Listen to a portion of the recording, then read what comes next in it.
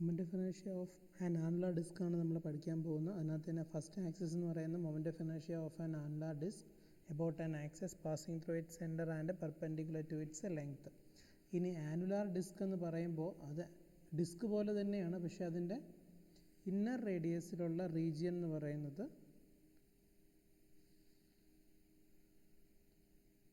ഇത്രയും സ്പേസ് എന്ന് പറയുന്നത് മാസ് ഡിസ്ട്രിബ്യൂഷൻ ഇല്ല, വേക്കൻ്റ് ആയിരിക്കും അല്ലേ. അപ്പോൾ ഇന്നർ റേഡിയസ് R1 എന്ന് പറയുന്നത് വേക്കൻ്റ് ആയിരിക്കും. ദെൻ നമുക്ക് ഇതിനൊരു ഔട്ടർ റേഡിയസും കൂടെ പറയാൻ പറ്റും, ദറ്റ് ഈസ് R2.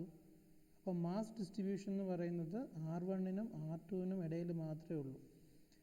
R1നും R2നും ഇടയിൽ മാത്രമേ മാസ് ഡിസ്ട്രിബ്യൂഷൻ വരുന്നുള്ളൂ. അങ്ങനെയുള്ള ഒരു ഷേപ്പിനെയാണ് നമ്മൾ ഡിസ്ക് എന്ന് പറയുന്നത്. ഇനി ഈ ഡിസ്കിൻ്റെ moment of inertia about an axis passing through its center and perpendicular to its plane ആണ് നമ്മൾ കാൽക്കുലേറ്റ് ചെയ്യാൻ പോകുന്നത്.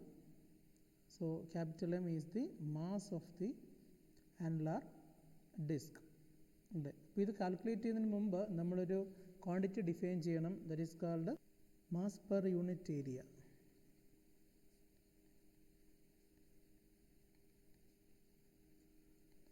Sigma is equal to total mass divided by total area. Total mass എന്ന് പറയുമ്പോൾ M ആണ്, ഡിവൈഡഡ് ബൈ ഏരിയ എന്ന് പറയുമ്പോൾ നമ്മൾ ഡിസ്കിൻ്റെ ഏരിയ മാത്രം കണ്ടുപിടിച്ചാൽ മതി. എന്ന് വെച്ചാൽ R1നും R2നും ഇടയിലുള്ള ഏരിയ മാത്രം കാൽക്കുലേറ്റ് ചെയ്യുക. അപ്പോൾ അതെങ്ങനെ കാൽക്കുലേറ്റ് ചെയ്യുമെന്ന് ചോദിച്ചാൽ എന്ത് ചെയ്യണം, ഈ വലിയ സർക്കിളിൻ്റെ ഏരിയ എന്ന് പറയുന്നത് πr² ആണ്. അതിൽ നിന്ന് ഇന്നർ റേഡിയസ് R1 ആയിട്ടുള്ള സർക്കിളിൻ്റെ ഏരിയ കുറച്ചാൽ മതി, കാരണം ആ ഏരിയയിൽ നമുക്ക് മാസ് ഡിസ്ട്രിബ്യൂഷൻ വരുന്നില്ല. സോ നമുക്ക് എഴുതാം, it is π into R2² minus R1². അപ്പോൾ ഇതിൻ്റെ ഡെറിവേഷൻ എന്ന് പറയുന്നത് നമ്മൾ ഡിസ്ക് ചെയ്യും പോലെ തന്നെയാണ്. നമ്മൾ എന്ത് ചെയ്യണം, ഇതിവിടെ ഒരു ഇമാജിനറി ആയിട്ടുള്ളൊരു റിംഗ് കൺസിഡർ ചെയ്യണം അല്ലേ. ഒരു ഇമാജിനറി റിംഗ് കൺസിഡർ ചെയ്യണം. എന്നിട്ട് ആ റിങ്ങിൻ്റെ മൊമെൻ്റ് ഓഫ് ഇനേർഷ്യ കാൽക്കുലേറ്റ് ചെയ്യണം. എന്നിട്ട് total moment of inertia calculate ചെയ്യാൻ വേണ്ടി ഇൻ്റഗ്രേഷൻ ചെയ്യുമ്പോൾ നമ്മൾ ഡിസ്കിനെ ഇൻ്റഗ്രേഷൻ ചെയ്തത് ഈ സെൻറ്റർ 0 മുതൽ ഔട്ടർ റേഡിയസ് വരെ ആയിരിക്കും. പക്ഷേ ഇവിടെ നമ്മൾ എന്ത് ചെയ്താൽ മതി, R1 റേഡിയസ് മുതൽ R2 റേഡിയസ് വരെ മാത്രം ഇൻ്റഗ്രേഷൻ ചെയ്താൽ മതി. സോ നമ്മളൊരു ഇമാജിനറി ആയിട്ടുള്ള ഒരു റിങ് കൺസിഡർ ചെയ്യാൻ പോവുകയാണ്.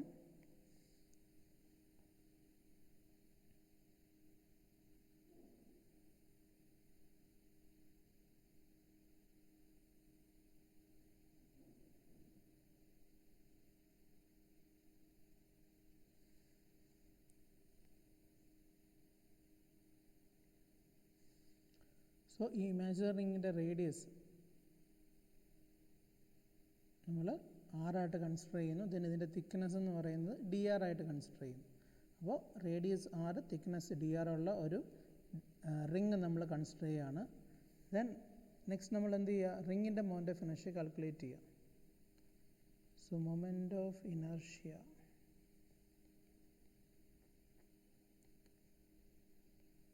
Of the ring. സോ നമ്മൾ സെയിം ആക്സിസിൽ റിങ്ങിൻ്റെ കേസ് നമുക്കറിയാം എന്താണ്, it is mass into radius square ആണ് അല്ലേ. അപ്പോൾ റേഡിയസ് നമുക്ക് സ്മോൾ r ആണെന്ന് അറിയാം, പക്ഷേ മാസ് അറിയില്ല. സോ മാസ് നമ്മൾ എങ്ങനെ കാൽക്കുലേറ്റ് ചെയ്യുമെന്ന് ചോദിച്ചാൽ, മാസ് കാൽക്കുലേറ്റ് ചെയ്യാൻ നമുക്ക് ആദ്യമേ ഏരിയ കണ്ടുപിടിക്കണം. Area of the ring which is equal to എന്തായിരിക്കും, ഏരിയ ഓഫ് ദി റിംഗ് എന്ന് പറയുന്നത് പെരിമീറ്റർ ഇൻറ്റു തിക്നെസ് ആയിരിക്കും. That is 2πr into dr. ഇതാണ് ഏരിയ ഓഫ് ദി റിംഗ് എന്ന് പറയുന്നത്. അപ്പോൾ ഏരിയ അറിയാമെങ്കിൽ നമുക്ക് അത്രയും ഏരിയയിലുള്ള മാസ് എങ്ങനെ കാൽക്കുലേറ്റ് ചെയ്യും, അതിനാണ് mass per unit area consider ചെയ്തേക്കുന്നത് അല്ലേ. അപ്പോൾ മാസ് പെർ യൂണിറ്റ് ഏരിയ എന്ന് വെച്ചാൽ എന്താ, mass in A unit area ആണ്. അപ്പോൾ ഇത്രയും ഏരിയയിൽ എന്തുമാത്രം മാസ് ഉണ്ടെന്ന് ചോദിച്ചാൽ എന്ത് ചെയ്താൽ മതി, ആ ഏരിയ കൊണ്ട് മൾട്ടിപ്ലൈ ചെയ്താൽ മതി. So mass of the ring is equal to 2πr dr into sigma. 2π sigma into r into dr. So mass calculate ചെയ്തു. Then moment of inertia of the ring is equal to mass 2π sigma r dr into radius square. That is 2 pi sigma r cube d r. അപ്പോൾ ഇതാണ് moment of inertia of the ring എന്ന് പറയുന്നത്. ഇനി moment of inertia of the annular ring calculate ചെയ്യുമ്പോൾ നമ്മൾ എന്ത് ചെയ്യണം? Integration from R1 to R2 ചെയ്യണം. So moment of inertia of the annular disk is equal to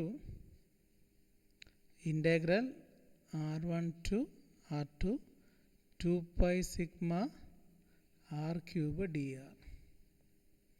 Then integration 2 pi sigma constant, then r raised to 4 divided by 4, upper limit R2, lower limit R1, which is equal to 2 pi into sigma value m divided by pi r2 square minus r1 square into limit apply r2 raised to 4 minus r1 raised to 4, which is equal to, so pi cancel, 2 and 4 cancel. So m divided by 2. Then നമ്മൾ ഈ മുകളിൽ വന്നിരിക്കുന്ന r2 raised to 4 minus r1 raised to 4 എങ്ങനെ എഴുതാം? r2 square minus r1 square into r2 square plus r1 square divided by r2 square minus r1 square.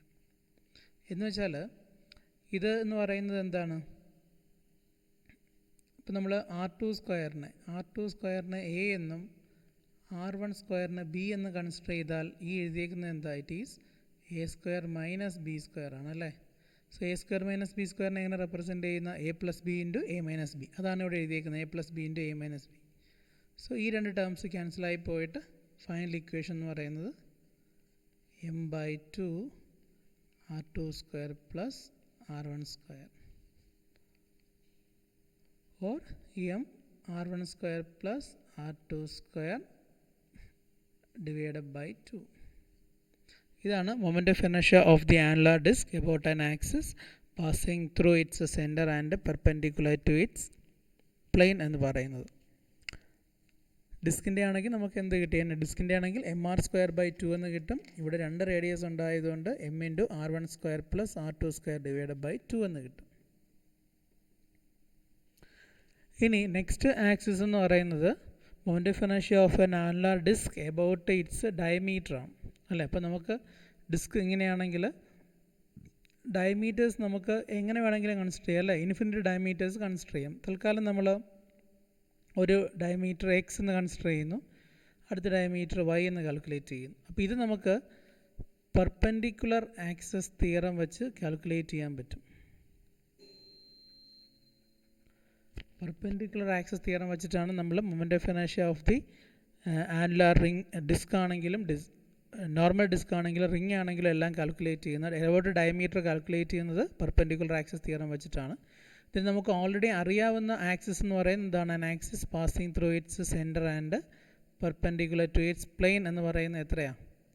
It is M r1 square plus r2 square divided by 2 ആണ് അല്ലേ? അപ്പോൾ ഈ ആക്സിസിനെ നമുക്ക് Z ആയിട്ട് consider ചെയ്ത് കഴിഞ്ഞാൽ നമുക്കറിയാവുന്ന വാല്യൂ ഏതിൻ്റെയാണ്? IZ അറിയാം. Moment of inertia about Z axis അറിയാം. ദെൻ നമുക്ക് കാൽക്കുലേറ്റ് ചെയ്യേണ്ടത് IXോ IYയോ ആണല്ലേ? രണ്ടും ഡയമീറ്റേഴ്സ് തന്നെയാണ്. സോ എക്സിൻ്റെ മൊമെൻ്റ് ഓഫ് ഇനേർഷ്യ നമ്മൾ IX എന്ന് കൊടുക്കുന്നു, വൈയുടെ മൊമെൻ്റ് ഓഫ് ഇനേർഷ്യ നമ്മൾ IY എന്ന് കൊടുക്കുന്നു. അങ്ങനെയാണെങ്കിൽ പെർപെൻഡിക്കുലർ ആക്സിസ് തിയറം വഴി എങ്ങനെ എഴുതാം? IZ is equal to IX plus IY. So both these x and y are diameters, so we can write it as ID plus ID, which is equal to 2ID. Therefore ID is equal to IZ divided by 2, which is equal to m r1 square plus r2 square divided by, already ഇവിടെ 2 ഉണ്ട്, ഒരു 2 കൂടെ ആകുമ്പോൾ എന്തായി? 4 ആയി. So ഇതാണ് moment of inertia of an annular disc about its diameter.